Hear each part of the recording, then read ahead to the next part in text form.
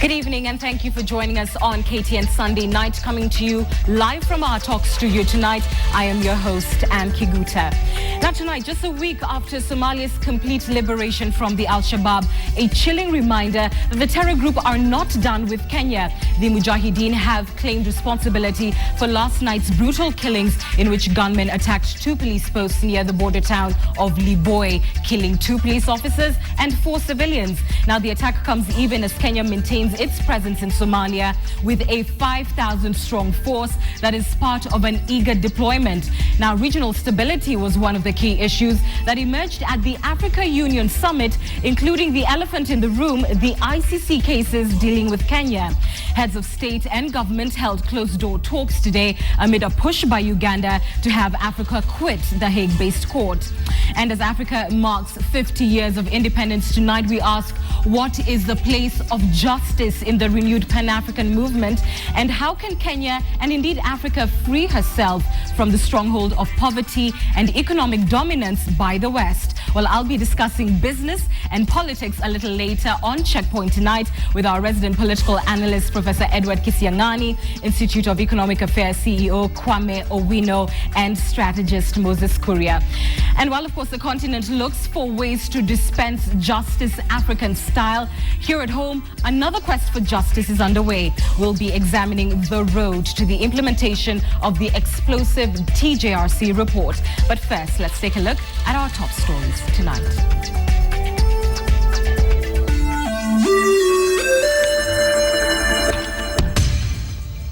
Africa heads of state resolve to pull out of the ICC Uhuru Ruto cases and not return home.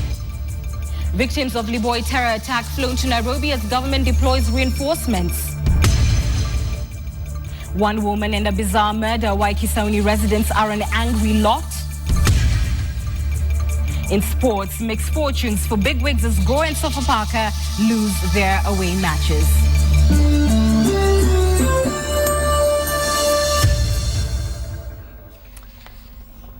And of course, in a little while, we'll be discussing Checkpoint, that and more coming up. But first, the extremist Al-Shabaab militia group has claimed responsibility for a brutal attack that left 6 Kenyans dead in Dadaab yesterday evening. The group has also claimed to be holding 2 abductees from that assault. Now, this is police gunned down one of the most wanted terror suspects in Mombasa. KTN's Asha Mwilu kicks off our coverage tonight with that. Distressed family members and friends receive a final briefing outside the Wilson Airport. In just a couple of minutes, some of them will receive the bodies of their loved ones from Dadaab. The lucky ones will be rushing their relatives to hospital.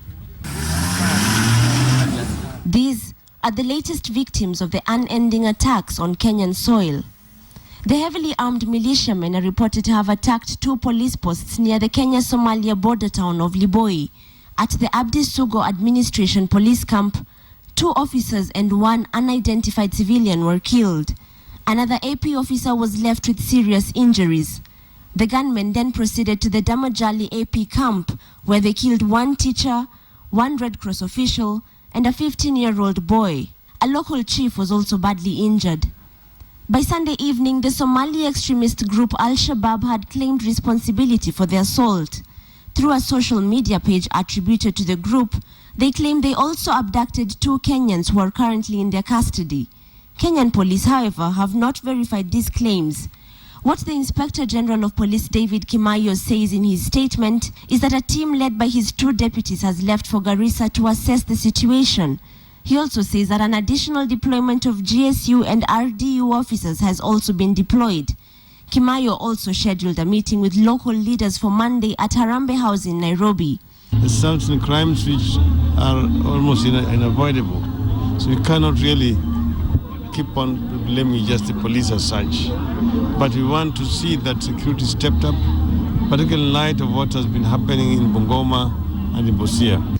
Police, however, have rubbished their critics. In fact, officers in Mombasa say they have gunned down one of the most wanted terror suspects in the region.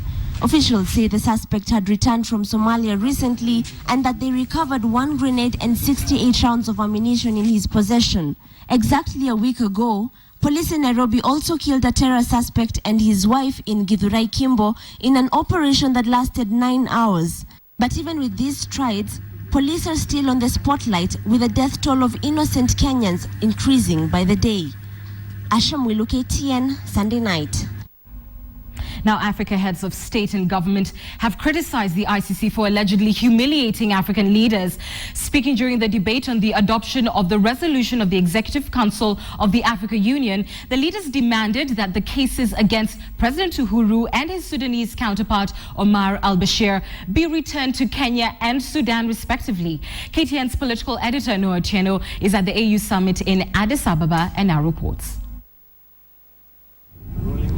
The 21st Ordinary Summit of the African Union ends with a resolve by the African Union leaders to send a strong message to the international community and specifically to the International Criminal Court that AU will not take kindly to what they are calling humiliation of African leaders by the International Criminal Court. Almost to a man, the 54 leaders who attended the AU General Assembly today bashed the ICC on what they are calling interference with the sovereignty of African states. The 3 points stressed here at the AU summit are that 1, the cases against Uhuru and William Ruto be returned back to Kenya, or 2, the cases be dropped altogether, or 3, that the AU countries pull out en masse from the Rome Statute. Many African countries are signatory to the Rome Statute. But I think this thing is turning against them, against the presidents of Africa. Now, the way has been shouted forward by the Republic of Kenya in handling their own case of indictment of the President Uhuru Kenyatta. In Sudan, President Bashir is also indicted.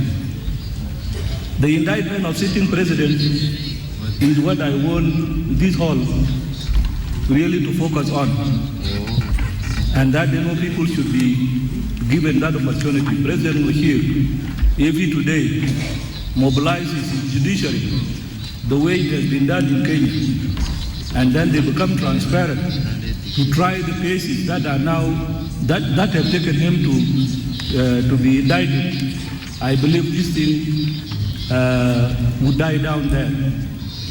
Because I'm not in the decision making, I'm in the halls of the AU listening to what people are saying, is that they're asking, in particular on the Kenya case, that the case be reverted back to the Kenya courts, which obviously there's a new judiciary, there are a new constitution, and so there are new institutions that can actually take up this case, or in fact that the case be dismissed, or at the sort of extreme that African countries actually withdraw their support from the ICC. Also emerging from this AU summit here in Addis Ababa, Ethiopia, is the matter of Somali refugees in Kenya. The Somali president has promised that by the end of this year, there will be a particular program on how to return the Somali refugees back to Somalia. And we agreed together that in August this year, there will be a conference in Nairobi whereby the Somali government, the Kenyan government, and the UNHCR will be discussing on the smooth and how smoothly and organized manner the Somali refugees will come back to Somalia. So discussions started, but it's at its preliminary stage, and we hope by the end of the year we will have a very clear roadmap in place for the return of close to 2 million Somalis back to Somalia. This summit ends tonight with the final resolutions to be read tomorrow morning by latest midday. But the next big fight for the African Union will be to take the decisions they have made here to the United Nations Security Council and even to the United Nations General Assembly itself. It is not clear how much they will achieve. Noah Otieno, KTN, at the African Union headquarters in Addis Ababa, Ethiopia. And certainly an interesting conversation is lined up for you on that question on Checkpoint a little later. Now, what next after the release of the TJRC report? The report, which has so far been received with mixed reactions, is set to elicit a heated argument once it's tabled in Parliament. Now, among its recommendations is the formation of the Implementation Committee that will, among other tasks, ensure that the report is adhered to. And as Arun Cheng now explains, the biggest obstacle to its implementation is whether the report will be adopted by the August House. After the Truth, Justice and Reconciliation Commission released its report early last week, it appears the harder part of the task has just begun, implementing the findings and recommendations to widespread human rights violations spanning nearly 5 decades. TJRC's Act provides that the Commission shall be dissolved within 3 months of submission of its report to the President and the public. The report further suggests there should be an independent committee to monitor the implementation. Parliament has 1 month to provide legislation that will form the Implementation Committee and provide for its functions, powers, and other related issues. The implementation team shall consist of a chairperson and 4 members appointed through an open and transparent process and shall map, register, and process victims' claims using the Commission's database. TJRC's Act states that the implementation of the report should commence within 6 months upon its publication.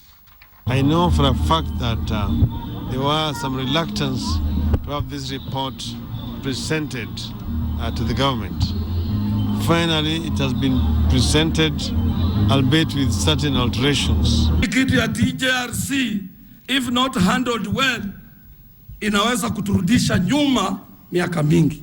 But further blow to the TJRC's report is whether it portrays the truth and if justice will ever prevail to the victims of the different atrocities committed decades ago without opening fresh wounds. Already, a number of individuals mentioned in the report, including the chairman of the commission, Bethwell Kiplagat, have raised pertinent issues which suggest the report may not be 100% correct. Instead of people beginning to now highlight issues that we were trying to deal with 3 years ago, it's time for us as a country to say, here is the report, we asked for it, we are ready for it. Let's now say, how are we going to implement it for the benefit of the Kenyan people? And where apologies are required, we don't even know why it should take a lot of time to do that. Besides asking the president to apologize on behalf of the executive and his predecessors, Jomo Kenyatta, Daniel Arap Moi, and Mwai Kibaki, under whose government some of the atrocities were committed, TJRC also recommends negotiations for compensation from the British government for violations under the colonial period. Aaron Ocheng, KTN. To Mombasa County now, where drama ensued in Bungoni Kisauni constituency after angry residents descended on a woman who allegedly murdered her husband under unclear circumstances. Here now is Betty Kialo with the details. Residents of Bungoni in Kisauni constituency were an angry lot, baying for this woman's blood after they got wind that she allegedly assaulted her husband, leading to his death. Officers from Bamburi police station rescued her together with her 2 children from the irate crowd, but nevertheless, the defiant suspect was ready and willing to fight her own battles. She ordered the police who were ferrying her to stop the vehicle and let her alight to fight the many women and men who wanted to take matters into their own hands. Ninahisi uchungu sana kwa sababu ikiwa ni kweli wewe umetosheka na mume wako ama wewe bwana umetosheka na mke wako, basi chukueni hatua nzuri kwa sababu mwanzo mlipopatana, mlichukuana katika hali nzuri. Back at the suspect's home, fully armed police officers cordoned off the area, securing the premises where the body of the deceased lay. More police officers were deployed to control the rowdy crowd. The woman allegedly poured hot water on her husband a week ago, severely burning him and locking him up in their marital home for 5 days, denying him any medical attention. At the time, efforts by the community police to rescue the man bore no fruit, and the man died yesterday afternoon after developing fatal infections as a result of the open wound. Kisauni Deputy OCPD Thomas Tharbut confirmed the incident. Betty Kyalo, KTN. A disturbing report there. Let's move on to some unfortunate news. Now imagine being told that your bouncing baby boy will not live past his 8th birthday, and that is if constant infections don't kill him first. Now the Yakub family is living through this nightmare day after day. Their 2-year-old son has the Wiskott-Aldrich syndrome, which is one of the world's rarest conditions, and the only way to save their son is through a bone marrow transplant in India, which will cost them at least 5 million shillings, an amount they simply don't have. And as fate would have it, life has given this young couple an ultimatum. They either find the money or watch their child die. If 2-year-old Makil Yakub does not get a bone marrow transplant soon, constant infections will kill him before he turns 8. He has a rare immune deficiency disorder known as Wiskott-Aldrich syndrome. There are at most 34 people in the world with this condition. It's a syndrome that comes in 1 in a million kids in That world. is if in a million. Yeah, if there is it one. comes. Yeah, if it comes, yeah. So it's a very rare thing. One telltale sign of Wiskott-Aldrich syndrome is if a baby constantly picks at his or her lips. For some reason, Wiskott-Aldrich syndrome babies constantly have itchy lips. Like right now, his diet is so balanced, he can only have potatoes and chicken. That's all. He's allergic up to things like milk.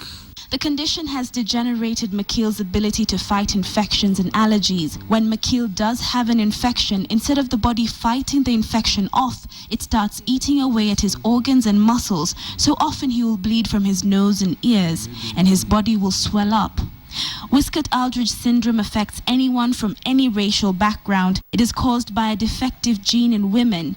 This gene is passed down to her children. 90% of those born with Wiskott-Aldrich syndrome are boys, and it is widely believed that females are carriers of the defective gene. The only cure for Wiskott-Aldrich syndrome is a bone marrow transplant. In most cases, siblings are the best option, but Makil's younger brother is not a match for the transplant.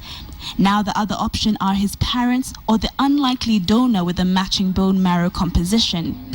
We'd really do appreciate if, anybody would like to help us, to get through this. The Yakub family is traveling to India to get tested, and hopefully either one of the parents is a match and doctors there can be able to do the bone marrow transplant. However, the entire procedure will cost 5 million shillings on the lower side, an amount this young couple from Kericho County cannot afford. The family is now at the mercy of well-wishers to save their son's life. Catherine Omwando, KTN. Catherine, thank you for that story. And